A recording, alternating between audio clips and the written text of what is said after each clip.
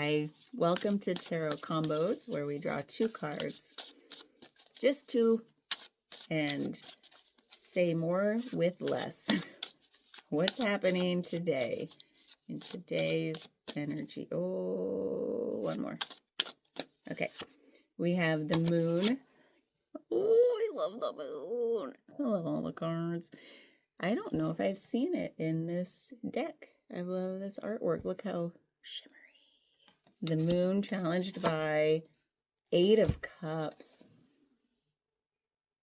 Look at that. Shimmer, shimmer.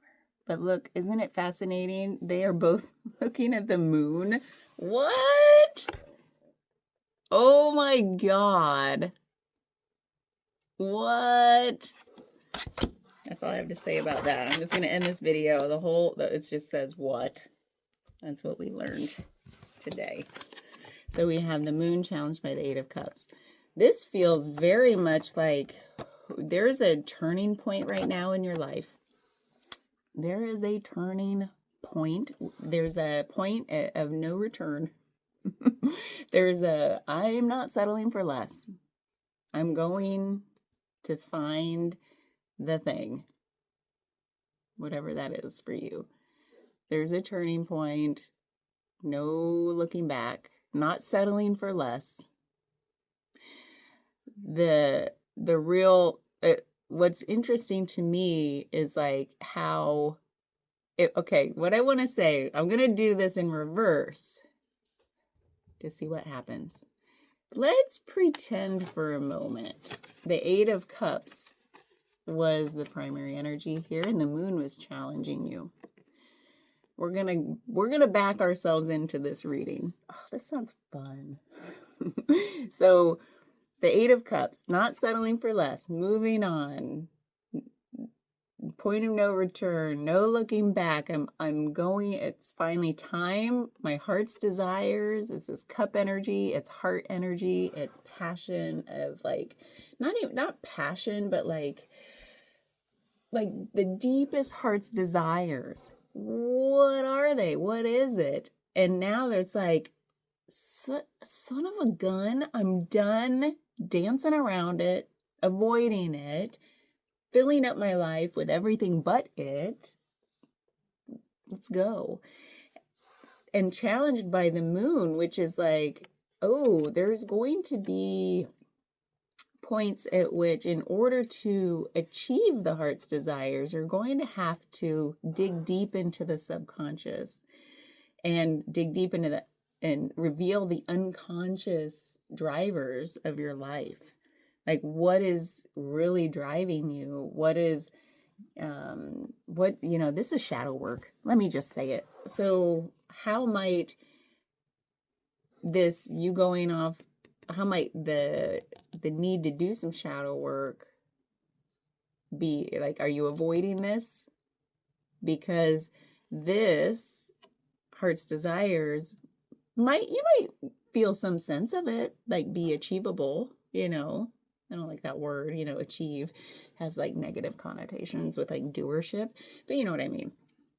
Like to bring it into your life, manifest it. You might manifest some part of it, but if you avoid the hard stuff, man, there's so many lessons lately about bypassing the hard stuff. Just don't bypass it. This is the backwards reading is like, what are you avoiding digging into that's keeping you from the fullest expression of what your heart's desires are? Why that seems to be the theme lately. I love it. It is like the core of everything. It feels like such a fundamental truth to what we need to do here to release and bring in. It's just so anyway, that's the backwards reading. It's like, this might be challenging you to dig deep, to look in those dark places, to do the shadow work. I don't know what else to say. There's so many ways to talk about shadow work though, but you know what I mean. You're here watching a tarot reading. Shadow work must resonate with you, right? that phrase. It means releasing all those things, like the self-sabotaging behaviors. Like when you've gotten in your way over and over, there's a reason. Why are you in your own way? Nothing else out there is in our way. It's all us. It is everything we do to get in our own way. We go through life a lot of times a little too long, pointing the finger out there, saying, that's in my way, man, that sucks. But it's all in here. So that's just avoidance. So what are we avoiding that's really ultimately keeping us from going on this path? Because this would be like, look, he's sitting there like dreaming, but maybe he hasn't left yet. He hasn't left home yet. So let's flip it around, reverse it. It's a song, isn't it? And now we have, so the original reading is the moon is here. So it's like, oh, you are ready to dig into the hard stuff. And maybe you're already doing it. Or maybe you felt the call to do it. And now is the sign that says, do it. Because it's not hard. We just did it. Freaking go watch that last video I just posted. I haven't posted it yet, but I will by the time this gets posted. Day 42. Daily spark question. That's what I mean. These are all related lately. So I don't know what I was saying. So you're ready. That's why this is on top. So you're either doing it, you're ready to do it, you've had the call to do it. Now's the sign that you're going to do it. And it just, oh my God, I got to show you this. Hold on. How? My video just stopped. I have no idea how. It just stopped. So anyway, they're just hidden. That doesn't mean dark and scary. It just means, oh, I didn't even know they existed. Or I had a sense something was driving me that like made me do and say things that weren't in alignment with who I really am when I'm in my quiet centeredness, but I didn't know how to access them. Well, this is like they're ready to be accessed. So use your intuition. You know the way. Usually means being in some quietude, like carve out some space and time and quiet for yourself and just listen. Your voice is like screaming from the inside at you. It's screaming or singing or whatever. It's not mad. It just wants to be heard. And it's like, I can't get through all the noise out there. Social media, TV, whatever, politics, sports. Like it can't get through all the noise. So it's just like create that quiet and listen. Look how both of these characters are like sitting back, looking at the moon, and they're like in listening mode. They're just like, yeah, okay, I'm ready. So bring in some of that energy. And then this is like when the time is right to take each step of that, going in the direction of your alignment, your heart's desires, the way you want to be in the world. Like there's no turning back. Now's the time. Each step will be revealed to you when it needs to be revealed to you if you keep showing up and doing the listening. Keep going into the dark. Keep going into the quiet to illuminate the dark. So, oh man, everybody, I have such a deep respect for everyone's unique path. There's no one way. If you see something online and somebody says, I have the ultimate guidebook of how to do this, first of all, I would question ultimate, but then I would like maybe sift through it, like scrub that video or whatever and pick out the nuggets that resonate with you. But then trust your own inner guide the most. Don't just give up your sense of agency to someone else. But maybe pick up some nuggets.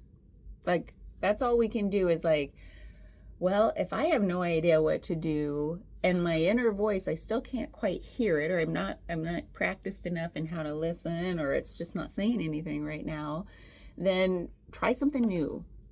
Go get some stimuli. like from creative, inspirational sources, like whatever you're vibing with, and then take those nuggets. You know, they're just little seeds. And then at some point, they might sprout into some inner, like then the inner voice might respond. I don't know. It works differently for everybody, but it's like if we just sit alone in our little, you know, cave, I feel like we're in a world to be relational, to interact, to glean stuff from our surroundings. So it's just like, but use your own inner voice, your intuition, your own inner knowing as the true guide. And then we just pick up nuggets from people, not the whole thing. I don't think anything is meant to be the whole thing, right? There's like truth everywhere. Like what resonates for you, what is true for you. Like when a nugget is like, oh yes, that piece, I'll take that. Thank you very much. The rest, not for me. So use some discernment. I think that's being called for here because this is a highly intuitive, heart like based reading. And then, well, discernment is the thing that seems to be missing here. I would like to look at like what isn't here is like, well, discernment, intuition and discernment. I don't think of discernment as like the logical brain, but it's like the listening deep within. You could call intuition discernment if you wanted to. Yes, you could. Okay, well, I think that's about it. Is there anything else? I feel like there's something else. Hold on. Okay, found it and dropped my phone, so there's that. Okay, so the thing that is now here. This is, you know how there's the divine feminine and the divine masculine energy in everything and in all of us. And it's like the yin and yang, whatever resonates with you. But there's the quiet, introspective, internal, receptive energy in the world. And then there's the loud, forceful, not that that's a bad thing. I don't want you to think this is good and bad. This is like all that outward doership energy. There's the beership and the doership.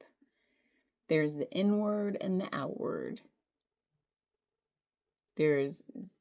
So that's what I mean. Feminine, masculine. So that is also here. So what's on top right now, the primary energy is the feminine. The masculine is here.